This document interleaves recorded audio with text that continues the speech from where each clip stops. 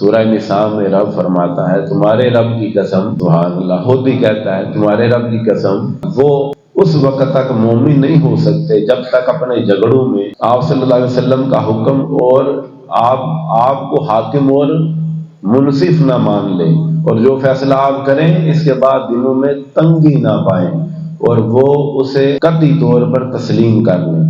اس آیت کے شان نزول کے پیچھے ایک واقعہ ہے کہ حضرت زبیر بن عوام اور ایک دوسرے صحابی تھے، رسول اللہ صلی اللہ علیہ وسلم کے پاس مدینہ سے باہر ہرا میں واقع پانی کی ایک نالی کے بارے میں مقدمہ لایا گیا کہ دونوں حضرات اسی نالی سے اپنے جو باغ تھے، کھجوروں کے درخت تھے، انہیں سیراب کرتے تھے۔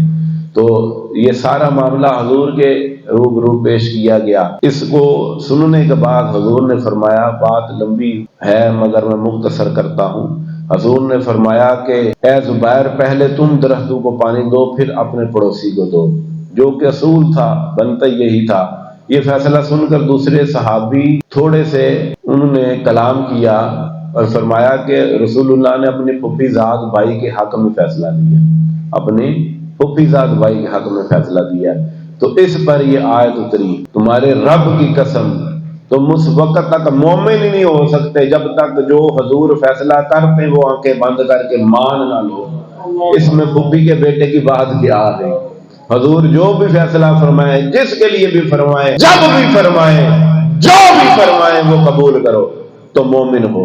اگر اس پر کلام کرو گے، اس پر طویل پیش کرو گے تو تم مومن نہیں ہو سکتے۔